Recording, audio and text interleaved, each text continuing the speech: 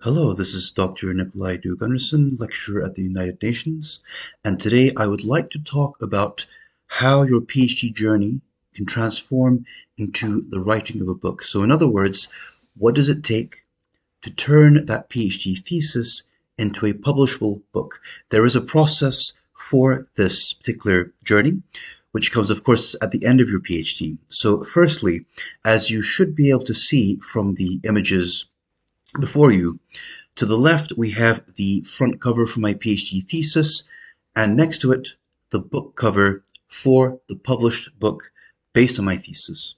What are some of the differences here? Firstly, we see that the PhD thesis is a very long title. It should communicate what your thesis is about. This is why it's longer. Whereas the book cover has a shorter title, which is more marketable. It's not so much about summarizing your research in a title as it is about marketing the book. And this is a great symbol for the kind of changes that your thesis needs to undergo.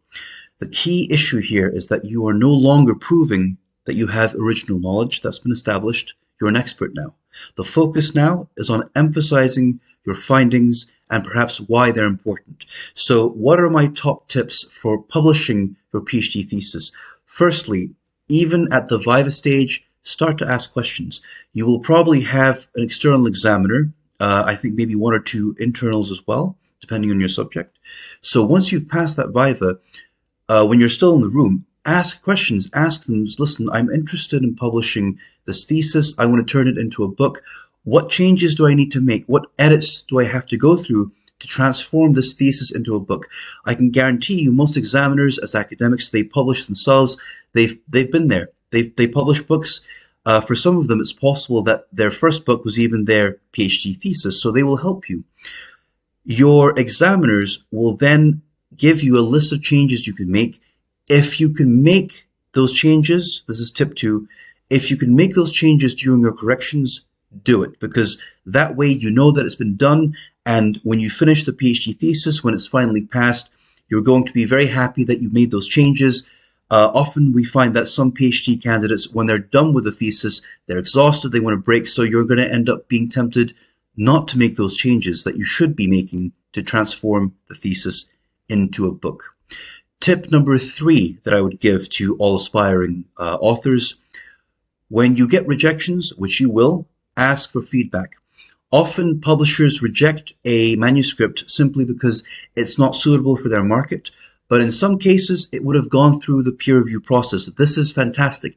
May not feel like it at the time, but it's good news, because with the peer review comes comments. So whenever you approach a publisher, if your manuscript reaches that peer review stage but is rejected, don't just move on yet. Ask for the comments. Usually there are comments available. Some comments you might get from some publishers could be things like, this still reads like a thesis, it's too technical. I actually found before Palgrave Macmillan published my book, Defending Dictatorship, I approached another publisher. The manuscript went through peer review, and it was rejected, but I got some fantastic comments. I was told, your methodology doesn't have to be its own chapter. Remove that methodology chapter, reduce your theory. So subsequently, my methodology became part of the introductory chapter, so 2 paragraphs or so, and the theory became a subchapter rather than a chapter by itself. Now that change allowed me to then approach another publisher. When I got my publishing deal, most of the changes that they would have wanted, I had now made, thanks to asking for the comments from the rejections that I received from the other publisher. So remember that your audience has changed now from examiners to researchers and an educated readership as well. So in conclusion, I would say, most PhD theses will need to be rewritten to become books. This is why a lot of publishers say we don't publish PhD theses. In reality, they will consider it if you know how to make the right changes. That is why you ask your examiners for advice, as they have been through that process of rewriting, re-editing to make their theses books.